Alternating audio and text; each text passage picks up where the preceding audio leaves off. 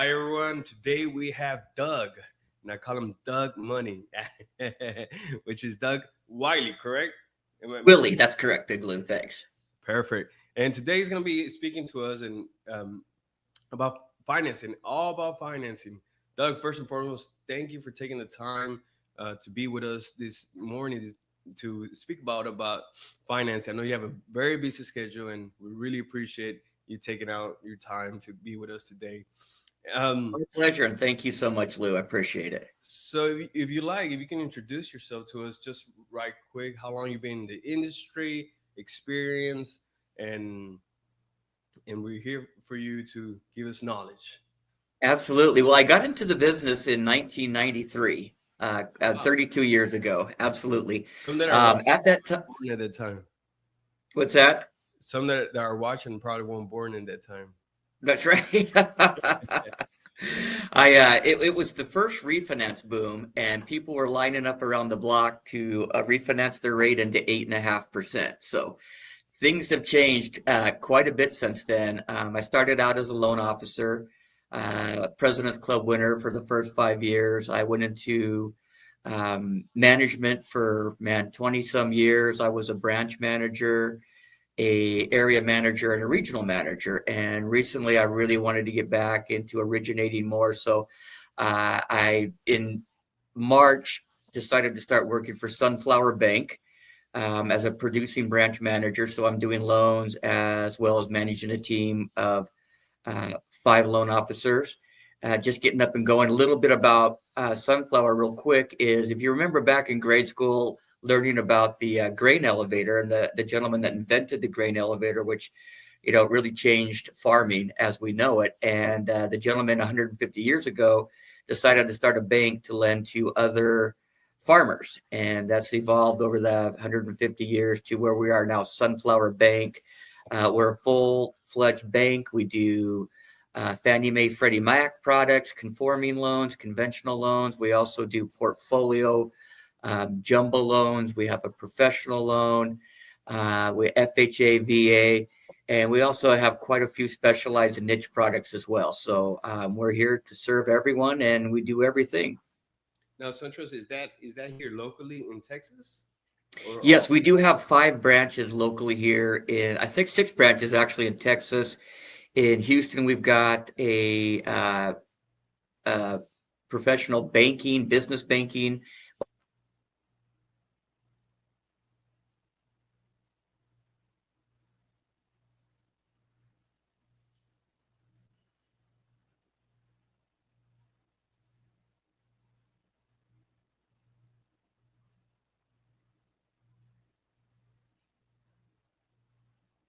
Is that my Wi-Fi? Is your Wi-Fi working well?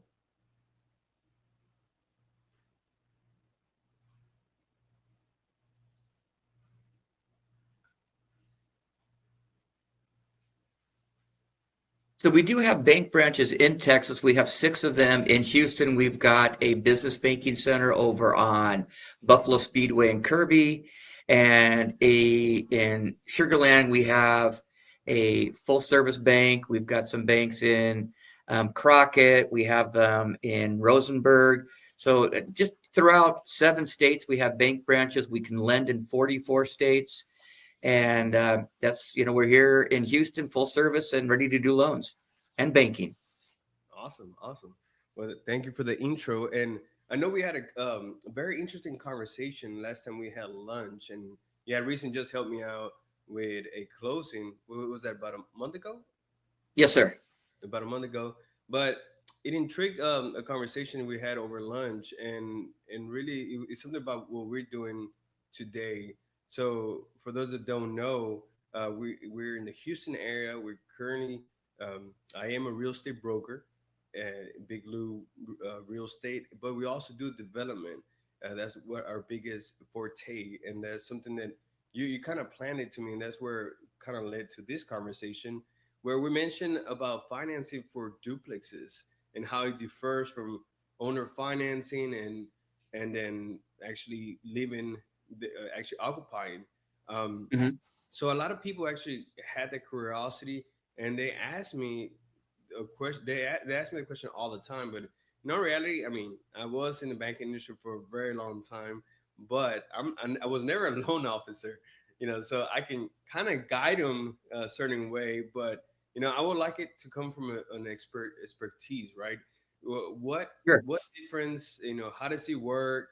Why are the duplexes booming right now in Houston?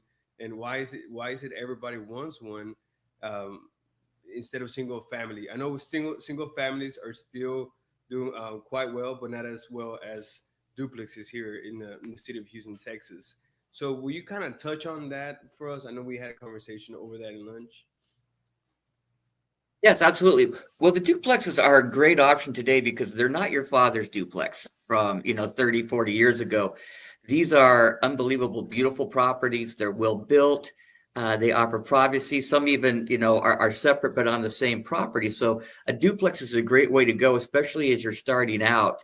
And it's very expensive today. It's tough to get into a house. It's tough to afford that big payment. So why not let somebody else live in half of it, pay half of your mortgage, and then you benefit not only from the equity, but you're building up your nest egg, you're building up investments when you're ready to move out of that place and move on. Then you've got two units that you're renting out, and it's possible maybe you want to move out and buy another duplex down the road, and that's perfectly acceptable as well.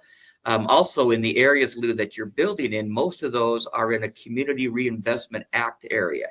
And what that is banks are required to lend where they have banks. So we've got to lend all kinds of, we've got to lend the high end, we've got to lend the middle end, we've got to uh, lend in what's called the low to moderate income census tract.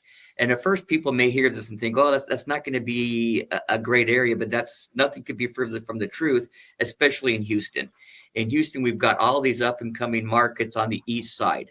We've got 77028 zip code where a lot of these properties are 77029 So these are all up and coming areas that have these brand new homes. And we're able to offer, because we want to incentivize people to borrow in these areas, we're able to offer 1.75% of the loan amount to as a lender credit to assist in closing costs or buying down the rate. On a $400,000 sales price, that is an FHA loan of roughly 386, you're looking at a lender credit of $6,700. It's not a loan. If you sell the house, you don't pay it back. This is literally free money and a grant that banks are giving because we're required to do a certain amount of loans in CRA areas. And if we don't do enough in those areas, at the end of the year, we have to go to the secondary market and buy those loans. And it's very, very expensive. So we're also trying to help people get into homes. But, $6,700 lender credit is actually literally free money. Wow. Okay.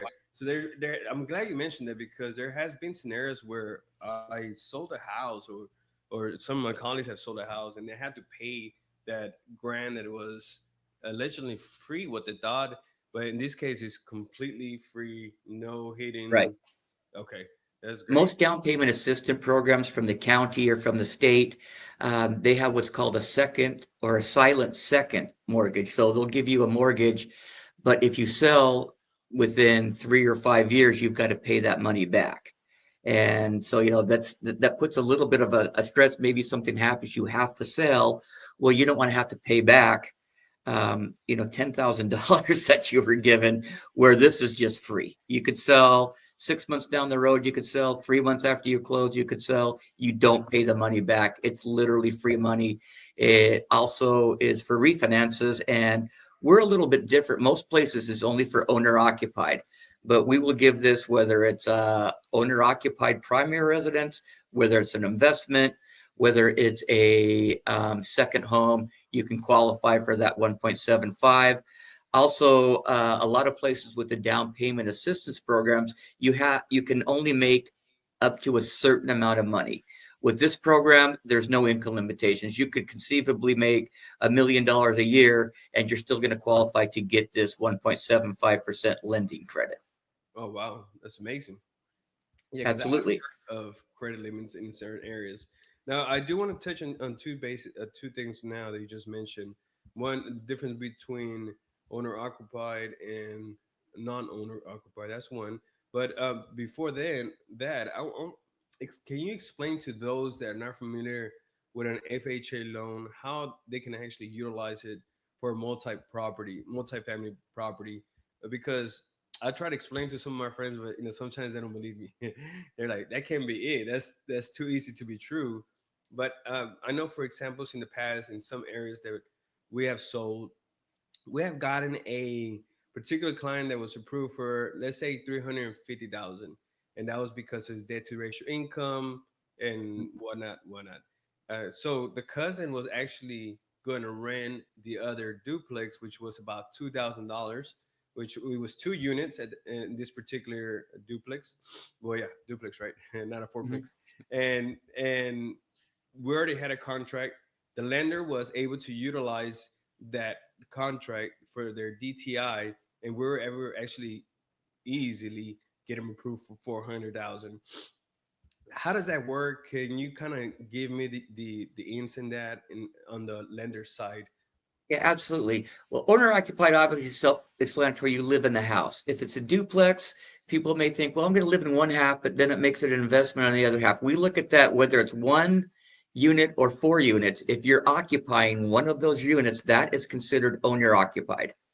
And then we also, when we do an appraisal on those, we'll go out, okay, they're going to live in one half, and the appraiser will do a market survey of what that potential extra unit could rent for.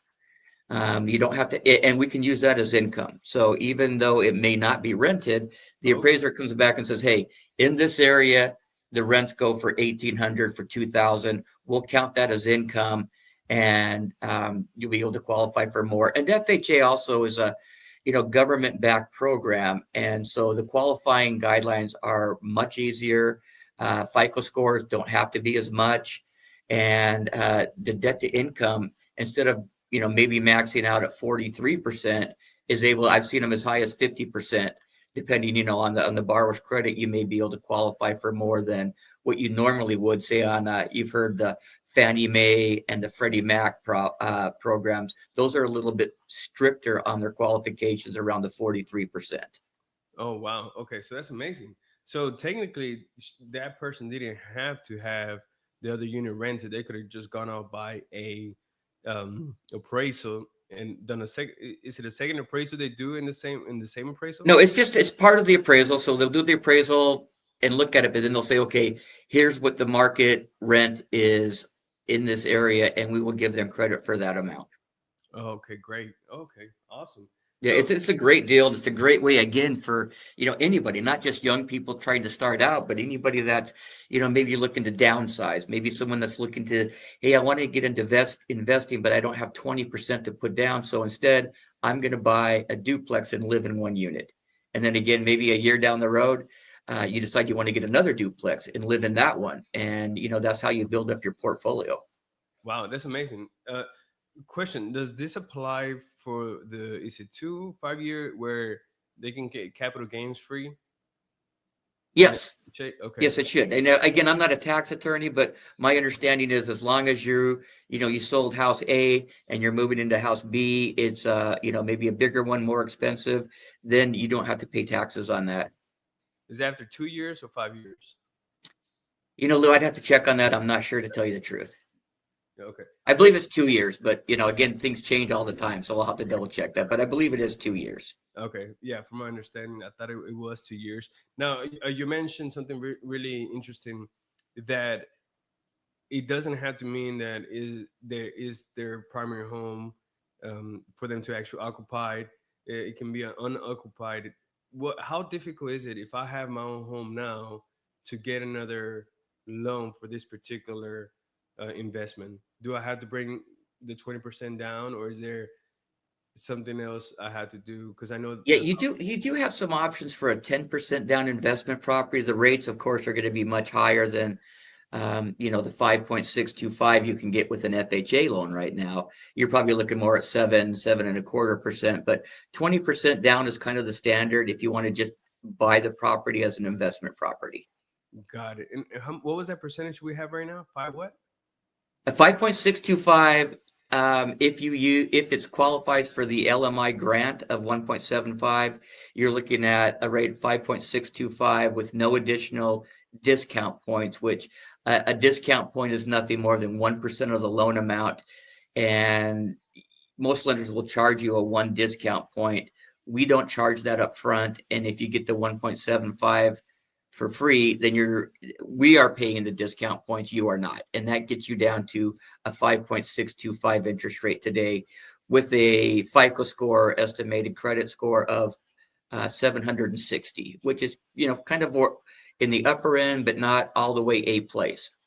So most people are probably going to fall in that 720 to 760 range. Got it. Got it. It's funny you mentioned when we first started this conversation that you're refinancing loans at 8%. 8.5, that's right. And then we refinanced them at 7. And I remember getting around a computer, and it was the old DOS system, and the rates came out at 7, and we were all amazed. Oh my gosh, 7%! We haven't seen that forever. Because back in the 80s, mid to late 90s, rates got as high as 16, 17. I think they capped at 18%, believe it or not. Wow. So, when we got down to 2 2.75 a couple of years ago, we all got spoiled. But 5.625 is really an excellent rate today. And historically speaking, it was an excellent rate too. We had 2 years where we were 3% or under, but that was really an anomaly, thanks to COVID, some other things. So 5% is mid fives, anything in the fives is an excellent rate. 6% is a great rate. Historically speaking. This is offhand, right? But it comes with this lending part. So how have you been able to shift? Because one of the challenges that we face as realtors is that everybody's got so spoiled with the 3%. So Absolutely. Now they're like 6-7%. Wow, what is it? Like, I can't. No, I'm not gonna do that. But in our reality, I remember working at the bank in 2008, 2009. Rates were 8-9%. It's still at that time. Absolutely, yeah. So, to me, I'm like, these dudes are like, to me, it's nothing. And I'm sure to you, being in the industry, it's like, it's really not too bad because I can always, there's different things you can do, right? You can you can amoralize the payment and make 2 times you can make the same payment twice a month. Kind of cut rates there. There's different things that you can do in regards to. Absolutely. If you make one extra payment per year on your mortgage, that house will pay off in 21 years versus 30. And you're looking at hundreds of thousands of dollars in savings. So, excellent way to go. Also, I went to a seminar a couple of months ago, and they had a speaker from Freddie Mac there. And, it was a lot of realtors there. Everybody was concerned about the rates. What are rates going to do? What are rates going to do? And she made a very interesting comment. She said, if you are renting right now, you are paying 100% interest because you get nothing from that. You're paying off your landlord's mortgage. Absolutely. Interest. Yeah. So, 6 and 7. Yeah. Okay. It's not 4. It's not 3, but it's a heck of a lot better than paying for someone else's mortgage. Plus, you get the tax write-off, you get the interest write-off, and you're building equity. Maybe you get 3% per year in equity. Okay, so your 7% interest rate technically is really 4% because your property's going up every year. Mm-hmm. Exactly. So that goes to say, right? Like, I'm not scared. I don't get scared in this market 7-8% just because I know that things eventually gonna change. But what do you tell a client? How do you overcome that? Well, I tell them the same thing, and Lou, you tell me this. Right now, the market's not on fire, but things are moving. Yes. What's going to happen if our rates drop down to 5%? The house is going to go up. Yeah. So yeah, maybe you're going to get 5.5%, 6.5% right now, but you're getting an excellent deal on that $400,000 house. When the rates go down to 5 or maybe into the 4s, that property is jumping up 20,000, and you're going to have bidding wars, just like we did in 2021. You couldn't find a house, and people were bidding wars. So now really is the best time to buy, even though you might pay a little higher interest. If rates come down, then you refinance and you get the 1.75 again to refinance. So you're essentially doing it um, with no closing costs at that point. Mm-hmm. So there's the best time to buy is right now, and that's what we try to get people to understand. Well, I want to wait till it's 4 or 5%. Well, everybody else is waiting, and we know supply and demand. So when that hits, people are going to go nuts, and we're going to have it's going to be a really big real estate market next year. I heard again, I went to another seminar, this economics guy, and he's saying, prepare yourself for 2026 because you're going to be working really hard and the market's going to just be out of control. So now's the time to get in front of everybody and get that house at a great price. And really hard, as in rates are going to go down, or what was the? Rates are going to go down and we're going to be working hard because we're going to be so busy. Oh, good. I like that. Yeah, so it's great for us and it's great for everybody that currently has a home because your equity is going to skyrocket and you're going to be patting yourself on the back for being smarter than everyone else who waited for 5%. See, I like to say that I'm one of the smart ones. Try to Yeah, push absolutely. it.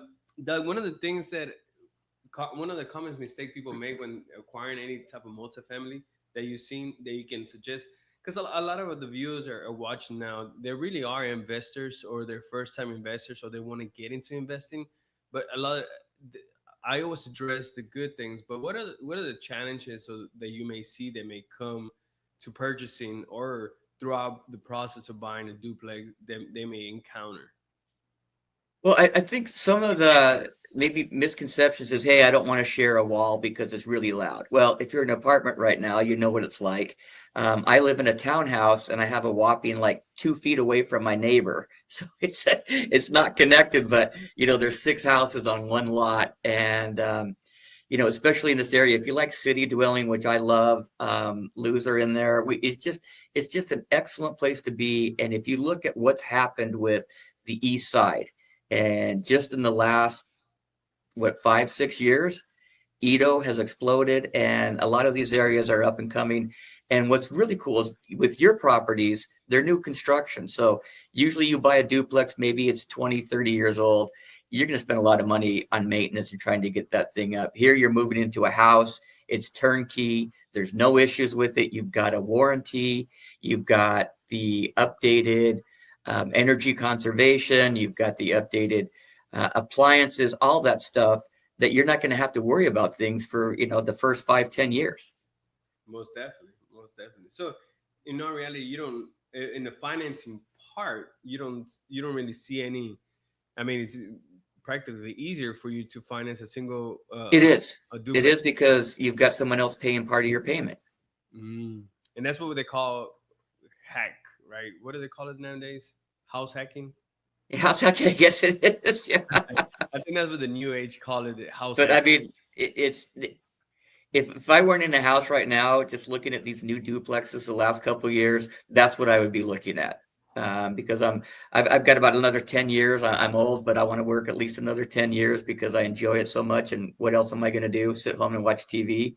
Uh, Still feel pretty young, got a lot of energy. So I think it's just a brilliant way to go, especially if you're a little bit younger, or if you're not, maybe, hey, I'm worried about my retirement. I'm 40. I really need to do something, or I'm 60. I really need to, maybe look at downsizing, and I want to travel. So why not let somebody else pay half your mortgage? And you're still in a very nicely built new home that has been designed, and they're just fantastic houses. Most definitely. Now, for both those scenarios, that person is just buying for the first time, somebody that is trying to resize, how do they prepare? What do they need to do? How long do they need to be there in their current employment? How much savings do they need? Will you kind of give us a little run Yeah, through? absolutely. Well, you're looking at, as far as income, as long as you're in the same profession in the last 2 years, you're fine. So even if you switch jobs, maybe you work um, for the county and you work for ISD, but now you're working for Humble School, Independent School District, it's the same thing. And we just go off if it's a salary and you've got 2 years history, or Maybe you just graduated college and you're an engineer or whatever you're doing that you went to school for, that counts. Your schooling counts as your employment history. If you're making bonuses or commission, we have to have a 2 year history of that, and we just average what you've made the last 2 years and divide it by 24. So we look at that. We also are able to use a non-occupant co-borrower. Maybe mom or dad, they're not going to live in the house, but they're willing to help you get it. We can use their income. We just put everybody's income together, credit, and that's how we qualify you to get into that house. Self-employment. Self-employment. Yeah, self-employment, you're going to look at 2 years history, tax returns. And again, we're going to average that income amount. However, maybe you write everything off and you're like, okay, I'm using the law, not doing anything dishonest. You're using the law, you're deducting what you can use, but your income's not enough to buy the house. What we can do is look at what's called a bank statement loan. That does require 25% down, but what we do is we'll get 1 year or 2 years of your business bank accounts, and we'll look at the beginning balance and the deposit, and then we'll average that for 12 years or 24 months, and that's the income. And then we have a formula for expenses, or you can get a profit and loss statement that says, okay, here's how much I make, even though my write-offs, and it shows in my bank deposits that this is how much money that I make uh, per month, and we use that as income. Oh, okay. So there's plenty of ways because a lot of Oh, people. also, we also have, if you just want to look at pure investment, we have what's called a DSCR loan. Oh And yes. what that is, yeah, it's for investors. You have to have at least a year experience running an investment, and then we can purchase a property 20% down. We don't get tax returns. We don't verify your income. All we do is look at your assets to make sure that you've got reserves and enough money for the down payment. And then we'll look at the lease and what the new payment is. And if the lease brings in enough to offset the new payment, 1-to-1 ratio, we're good to go. And it's really almost too easy to do. And because investors have a lot of things. So, I've seen tax returns, 6 inches deep, 12 inches deep, and here, none of that. Here's what my leases are. Here's what my payments are. The ratio is 1-to-1. I've got the income for the assets for the down payment and the reserves, and we just go from there. For reserves, we can use 401ks, we can use IRAs, we can use savings accounts. With FHA owner occupied, we can use gift funds from a family member. And, that's a great way for the reserves or for the down payment, 3.5, if you can get a gift from a family member. My daughter bought a house 2 years ago, her and her husband, and, I gifted them the down payment to let them to get in. They've completely remodeled the house on their own. It's gone up like $100,000 since they bought the house in Tampa. So, these things can happen. It's not just, hey, I can't get it. Houses are too expensive. No, you can. You just got to have a good realtor like Lou who understands the market and who's been around for a while and can show you whatever you want as far as, low to moderate income census tracts or other areas. So you can do it. There's a lot of different options today, a lot of different programs to help you get into a house. Awesome, awesome. That's amazing. Yeah, I'm glad they're hearing it because a lot of stuff, they hear from other people or their cousin or their brother, and they're not Exactly. right. So I always like, even myself, I can advise people at a certain point, but I prefer give them to the professionals for them to go ahead and do what they do each and every Yeah, day. and you do understand banking and you understand lending, Lou. So, I mean, again, you're right. Don't, tune out the news, tune out what everybody who knows is telling you, and do the research for yourself because it's not as bad as people are telling you. And if they're saying, "Oh, you don't want to buy now, the rates are high," you do want to buy now. It's going to be the best that you can do. I know it's biased, but I always say it's always a good time to buy. You know, Always, right. that's just the way that it operates, especially right A- now. And as you know, I mean, my house, when I go home, it's my fortress of solitude. I love my house. I'm comfortable there. It's something that I own. And I just love it. And I've lived in apartments before, but there's nothing like having your own house. There Yeah, really is not. most definitely. I mean, I think there's stations of our lives that we apartments okay, but then when we Absolutely. really There's nothing like There's nothing wrong with it. But as soon as we involve, Nothing wrong with apartments. They're nice, but we eventually want to involve, right? absolutely. Doug, for all those that are watching, they don't have your contact. Where can they contact you at? How can you be reached if they have questions? They want to run some narrative. Absolutely. The best way is my cell phone. I work the same hours as Lou does, which means I'm always available.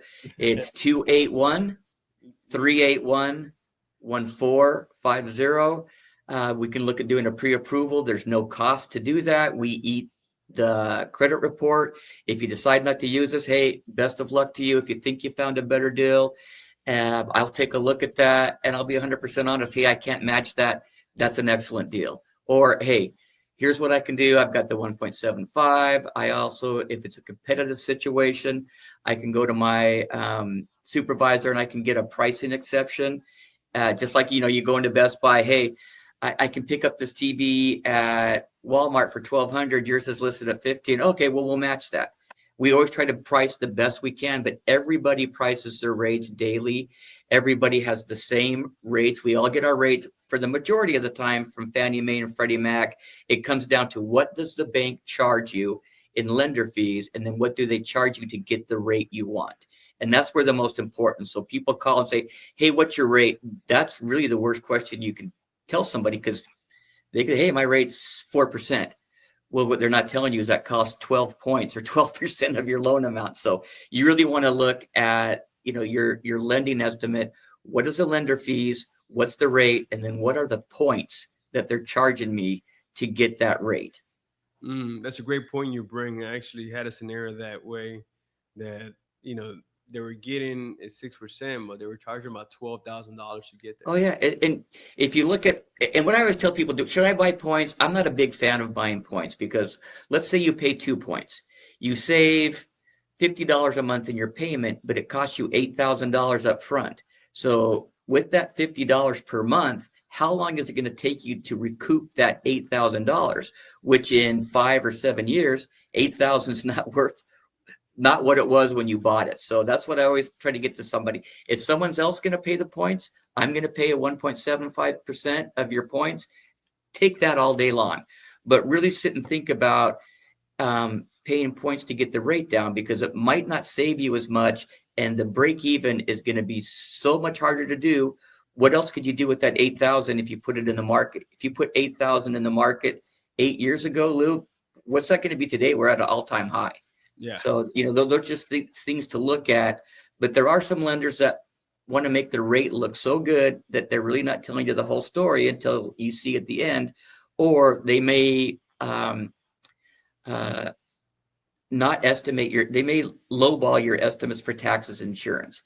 I've seen places where, and what I do is I go to the actual Harris County Appraisal District or wherever, and I look up the actual taxes. So here's what your taxes are going to be. Here's an estimate of what your insurance is going to be. But some places will really lowball those, because there's no way you're going to pay $300 a month taxes on a $400,000 house. And there's no way your homeowner's insurance is going to be $100. So that's something to really make sure that you're getting the actual taxes. You can go to the websites in Harris County and they will tell you what the property tax are going to run for that area. So just make sure that, you're looking at the complete pictures and you're comparing apples to apples, instead of, hey, here's the pie in the sky interest rate. Here's the rate without all the costs. And that's just something to take a look at. But we go through all of those options, and I will tell you, here's what all of your options are. If you want to, you can even get a higher rate and get a rebate from the lender if if you need money for closing costs. So, hey, I've got enough for the down payment. The seller won't pay the closing costs. I can't get any down payment. Instead of taking a 5.5% interest rate, I'm going to take a 6, and the bank's going to give me 2 points rebate on the loan amount that I can use to pay my closing costs, or what else. Plus, as you know, moving into a house, you've got so many unseen expenses. You've got to get the garbage cans, you've got to get the lawnmower, you've got to get maybe window coverings. There's just so much you have to do when you move into a house. And also furniture. Nobody wants to move into a brand new house that looks beautiful and maybe put their The old 20-year-old furniture in there. So especially if you're married. We all know where that's going to go, and we want to make the house look nice. So instead of paying your money to buy a rate down and save $50 a month, look at investing that, or using it to move into your house, which is going to cost money. Most definitely, most definitely. Well, thank you, Doug. And you know what? And that's one of the reasons I love working with you, because you do educate even myself every time that we have a conversation. So I'm sure those that are going to be reaching out to you will be in good hands. Well, thank you. And if the house doesn't happen to be in a low to moderate income census tract, I can still offer you a 1% lender credit. It's called our Seller Max. And if you're buying a brand new property and it's not in a low to moderate income census tract, I can still give you a 1% lender credit for buying a new construction home. Awesome. Oh, also, I'm sorry. We just came out with, not to keep going a little bit, we just came out this week with a 10% down conforming conventional Fannie Mae, Freddie Mac loan that has no private mortgage insurance. And just real quick, if you put less than 20% down on a home, you generally have to pay private mortgage insurance. And that's insurance not for you. You're paying insurance for the secondary market should it default. So, how are you guys able to come with that? It's just a new portfolio product that we came out with, and we don't jack up the rate. We are paying the Sunflower Bank is paying the mortgage insurance for you. Wow. You know what? I may have somebody for you actually after this conversation. Absolutely. And we have a 15% down with no MI as well. So, but yeah, we've got, so many programs. We've got a professional program where if you're a doctor, you're an attorney, you're a CPA, you're a nurse practitioner, you're a physician's assistant, you can get into a house 0% down up to 1.25 million with no mortgage insurance.